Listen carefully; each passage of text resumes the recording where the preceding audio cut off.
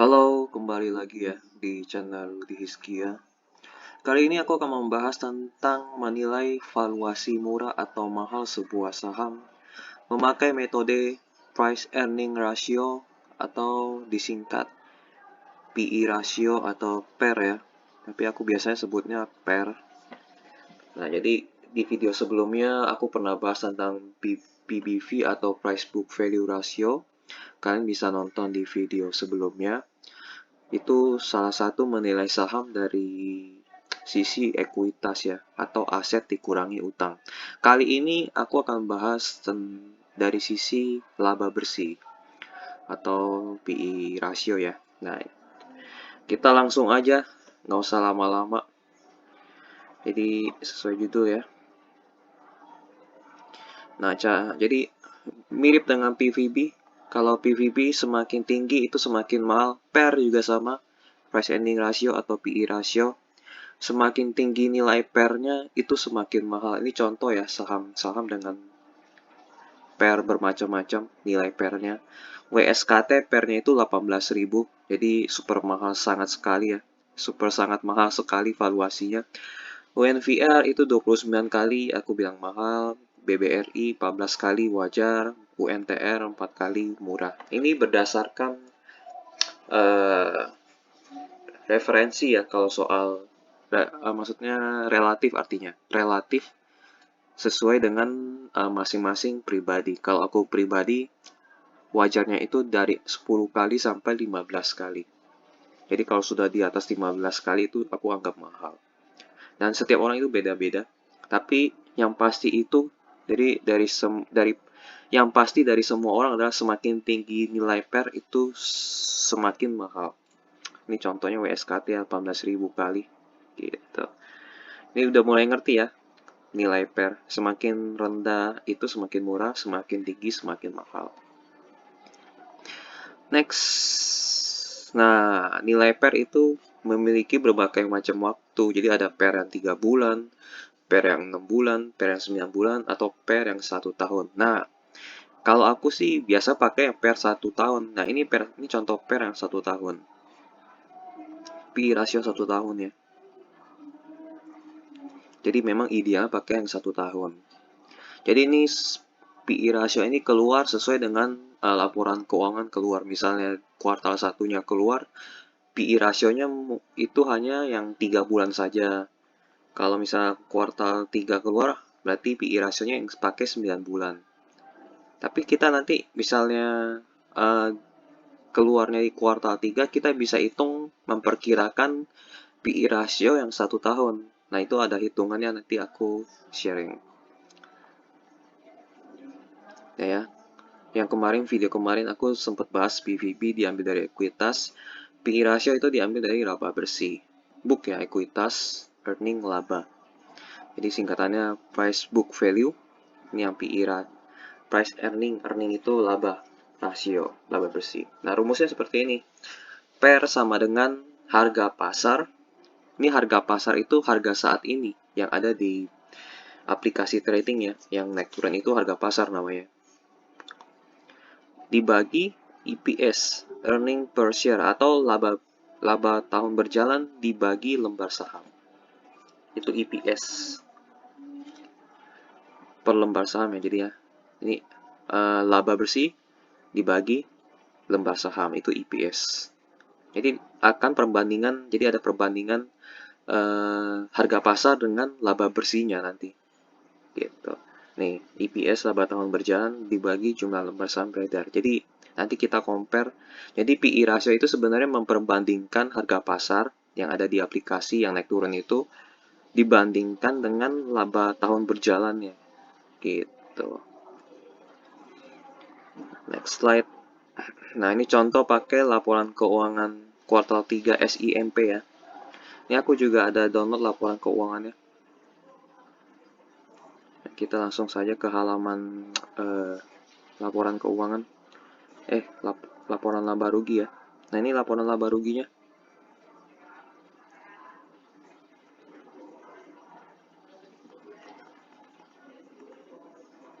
Nah, di sini ketahuan ya, laba periode berjalan 1,1 triliun Ini bukan 1,1 juta ya, ini 1,1 triliun.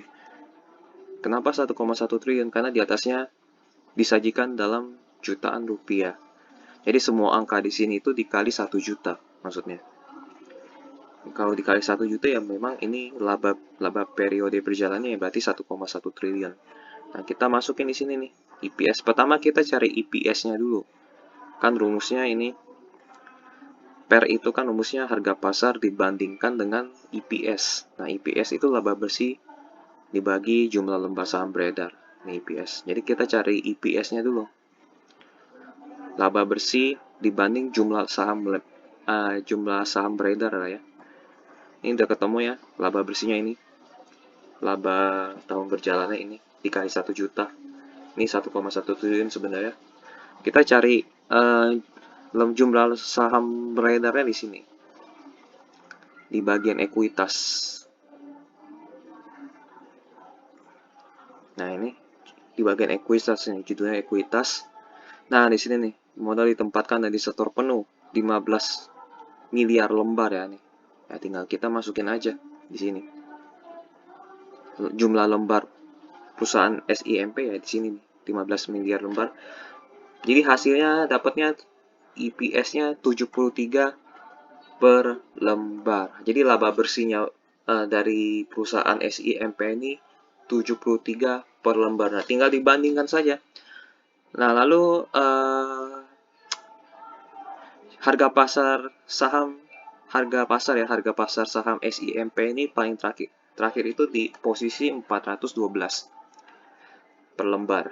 Nah, tinggal dibandingkan atau dibagi. Jadi 412 dibagi EPS-nya, laba bersihnya ya. Jadi harga pasar dibagi laba bersih, jadi ketemu 5,6 kali. Jadi per SIMP kuartal 3 itu 5,63 kali. Jadi karena di bawah 10 aku anggap murah dibandingkan ini contoh-contoh yang saham yang ini ya. Jadi ini lebih murah. Jadi SIMP itu lebih murah dari BBRI, lebih murah dari Unilever, lebih murah dari WSKT.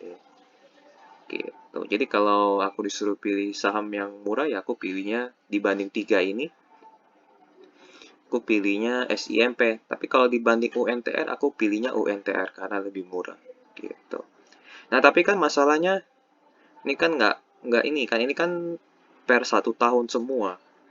Tapi sementara SIMP ini per baru 9 bulan ya, karena baru kuartal 3. Nah, cara untuk bikin 1 tahunnya gampang. Kan ini kan sebenarnya kuartal 3. Ada 3 kuartal ya.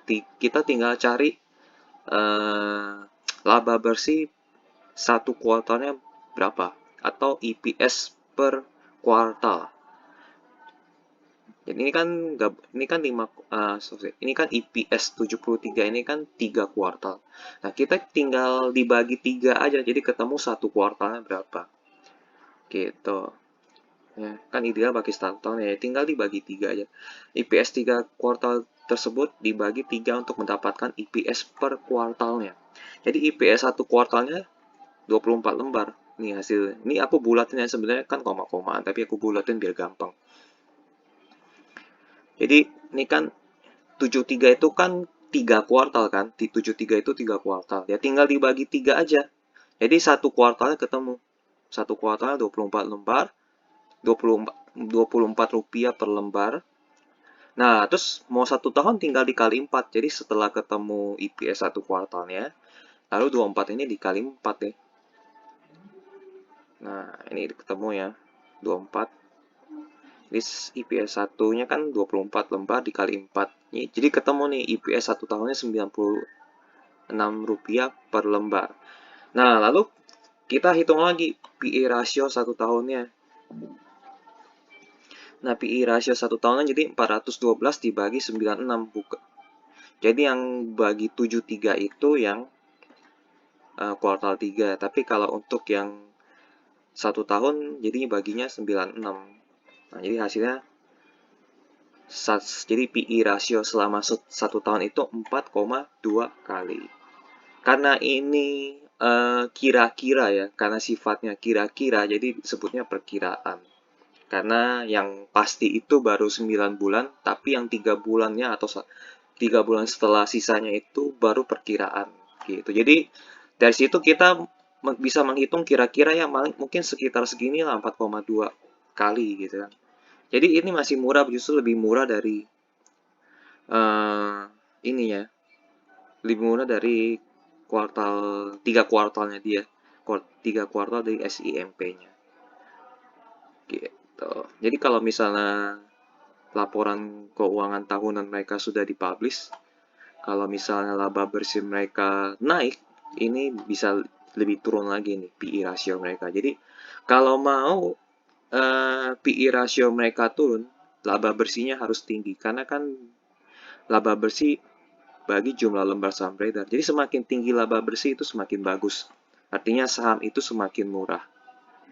Jadi kita tunggu saja laporan keuangan kuartal 4. Jadi kalau teman-teman ada beli saham yang lain ya kalian tunggu kuartal. Jadi laporan keuangannya kalian cek laba bersihnya berapa. Gitu. Itu kira-kira inilah ya, hitungan gampang dari PE rasio. Nah, versi Rudy kalau misalnya harga wajarnya itu pernya itu 10 sampai 15 kali. Kalau yang murah itu di bawah 10 kali, kalau yang mahal itu di atas 5 kali. Ini versi Rudy. Dan versi setiap orang itu beda-beda.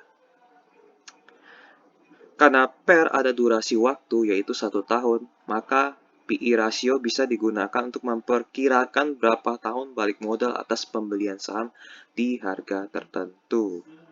Jadi kalau misalnya teman-teman beli saham SIMP di harga 412, artinya selama 4,2 tahun, jadi kali ini bisa jadi tahun. Kenapa? Karena ini perbandingan. Jadi ini kan PE rasio selama 1 tahunnya kan 96 rupiah per lembar kan. Nah, untuk menyamakan 412 butuh 4,2 kali. Jadi tahun ini belinya 96. Untuk balik modal sampai 412 butuh 4,2 kali. Jadi sebutannya ini bisa dipakai per tahun. Jadi ibaratnya ini nih 4,2 kali, ini kita bisa gantikan tahun dikali di belakangan. Jadi kalau balik modal ya butuh 4,2 tahun gitu. Contoh ya, per 1 tahun 4,2 kali. Bisa diartikan waktu balik modalnya 4,2 tahun. Jika per 1 tahun sama dengan 18.000, artinya akan balik modal 18.000 tahun lagi. Ini nih contoh yang ini berarti ini kan PE rasionya 18.000 kali, artinya dia akan balik modal 18.000 tahun lagi. Unilever akan balik modal 29 tahun lagi. PBRI kalau kalian beli di saham sekarang akan balik 14 tahun lagi. Kalau UNTR kalian beli di harga sekarang artinya akan balik modal 4 tahun kali 4 tahun lagi gitu. Jadi inilah yang disebut dengan valuasi. Semakin rendah nilainya semakin bagus atau semakin murah. Jadi teman-teman mungkin ada yang trading jangka pendek nggak melihat PE rasio. Kalau misalnya harga turun tajam sekali itu disebabkan karena PE rasionya sangat tinggi. Dan dia akan jatuh ke harga wajar PE rasionya. Wajar itu 10 sampai 15 kali. Kalau udah PE rasionya 10 sampai 15 kali, sulit untuk turun kalau misalnya perusahaannya bagus. Tapi kalau kinerjanya buruk dia akan turun. Gitu. Kalau balik lagi, ini dia.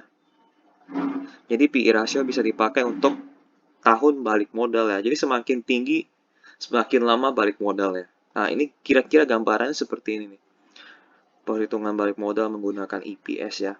Misalnya beli saham SIM di harga 412 di saat terakhir ya. EPS-nya 96 rupiah per lembar per tahun ya ini, 1 tahunnya. Jadi tahun ke-1 dapatnya segini. Kan laba bersih kan ini kan.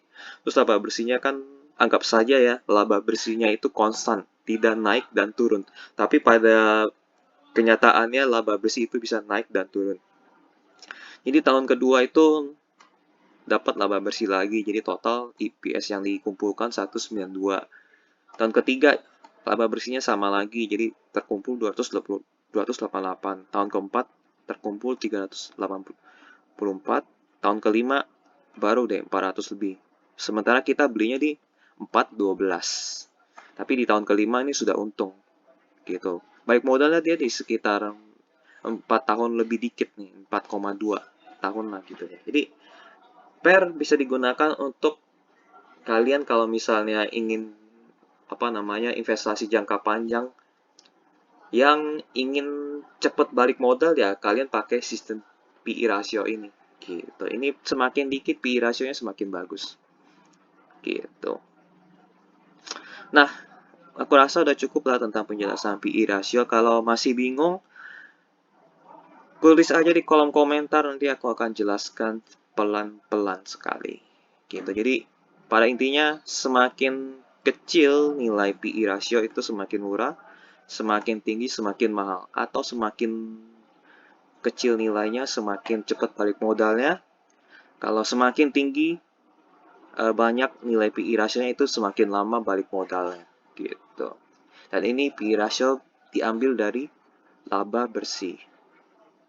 Ya, laba tahun berjalan lebih tepatnya ya, dibagi jumlah lembar saham beredar. Jadi perbandingan antara harga pasar dan laba tahun berjalan, dibandingin ini gitu. Jadi kriteria saham yang bagus kemarin aku udah kasih tahu, PVB-nya rendah di video sebelumnya, cara hitungnya sama juga. Kali ini PE rasionya rendah juga, semakin rendah nilainya semakin murah, PVB juga semakin rendah semakin bagus. Dividennya harus tinggi, semakin tinggi semakin bagus. Itu kayak bunga per tahun ya, dividen yield itu anggapannya bunga per tahun.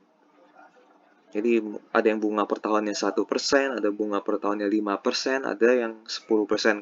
Aku anggap dividen yield yang bagus itu di atas 5% per tahunnya. Gitu. Menghasilkan laba otomatis ya, karena laba ini yang akan memberikan PE ratio yang murah dan PVB yang rendah juga, dan dia meningkatkan ekuitas. Nah, ekuitas naik setiap tahun. Jadi kita beli saham sama dengan beli ekuitas ya, teman-teman ya. Arus kas juga harus positif setiap tahun, atau pemilik dan manajemen perusahaan dapat dipercaya. Dan sekian dari aku ya penjelasan tentang PE ratio ini. Semoga teman-teman bisa belajar ya buat bagi kalian yang baru masuk saham. Jadi ini cara yang menurutku cara yang paling enak lah ya. Jadi kita beli perusahaan nggak kemahalan, nggak nasibnya seperti ini kita beli WSKT balik modal baru 18.000 tahun kemudian. Tapi kalau kita beli UNTR kita aman gitu. Udah paling gitu aja penjelasan tentang PE ratio.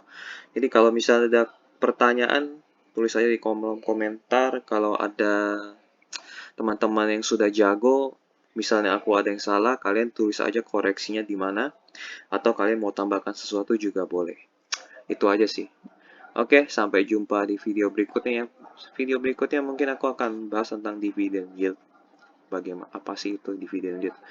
Jadi dividend yield itu aku kategorikan untuk bisa menilai valuasi saham itu mahal atau murah. Jadi ada 3 valuasi yang paling sering aku pakai, yaitu PBB, PE ratio, dan dividend yield. Oke, sampai jumpa di video berikutnya. Bye-bye.